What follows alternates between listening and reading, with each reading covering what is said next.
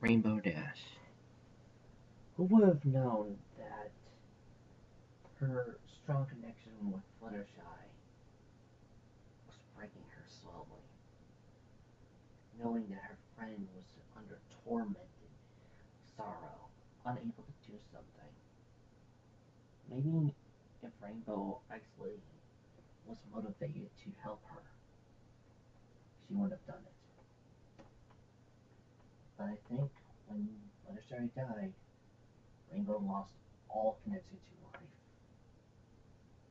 She just didn't care anymore. Felt like she had nothing to be loyal to anymore. She knew her friends had separated. She could see that in her eyes. I saw it in their eyes when I noted that during Winter Wrap Up, none of them helped each other. When Big Mac announced his wedding plans, Rainbow Dash wasn't there to make a reboot. Rainbow Dash wasn't even there to help Applejack. It seems like each one had grown into their own world, and this was affecting Rainbow Dash in ways none of us could have imagined. And then, one day, the Wonderbolts were on a mission to take out some sort of dragon or fight in some sort of dragon war to make sure it didn't get across the United Equestrian borders. There was a mission to try and grab some sort of amulet that would have stopped all of this. Only two ponies were strong enough or brave enough to make that journey. White, the new recruit Lightning Dust that came on Rainbow Dash's behalf, and Rainbow Dash herself. Lightning Dust was the only one who came back, holding the amulet of dragon companionship. Lightning Dust told us what had happened. That they were fighting a black dragon, and Rainbow Dash knew that the only way to truly stop it was go into the inside and bam. However, her super suit could only protect her for so long before the acid worked on her. Or Valkyrie Mode couldn't protect her against the acid. I think in her recklessness she had another plan. She was looking to die, and she went out the only way she could, possibly. When I went to the funeral, I found myself to be very, very alone. No Applejack, no Rarity, nothing. It was when I realized, truly realized, that Twilight's legacy, her whole entire legacy, was gone. Her friends had all separated, and I was alone. I later on went to see Soren. He told me how happy he was to be a father, how happy he was that there were even plans of having another child. I couldn't help but enjoy seeing little Thunderbolt play with his toys.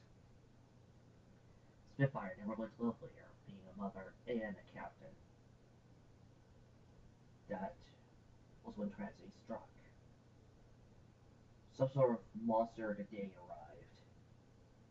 Spitfire and her son tried to get to the portals in time, but when he blocked it, Spitfire did the only thing she could do.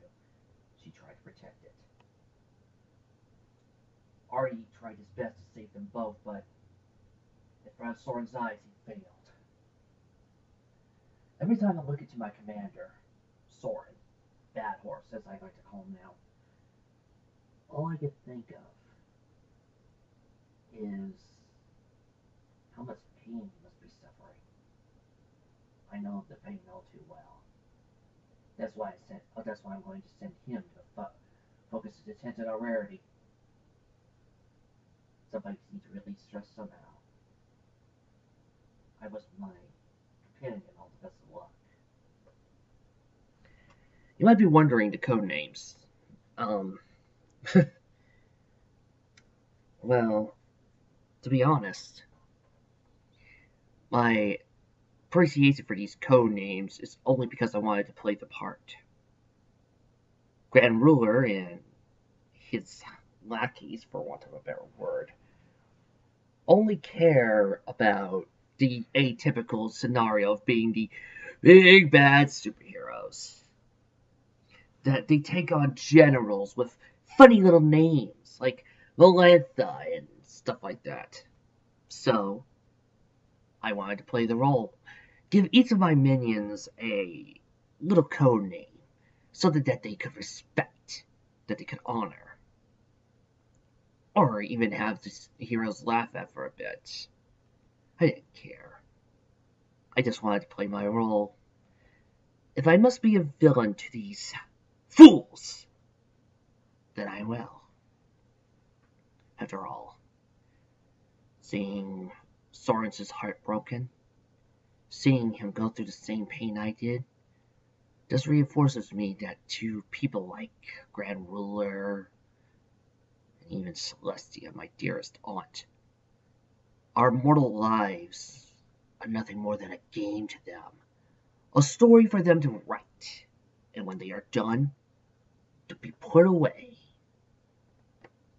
Just like Twilight, just like Cadence.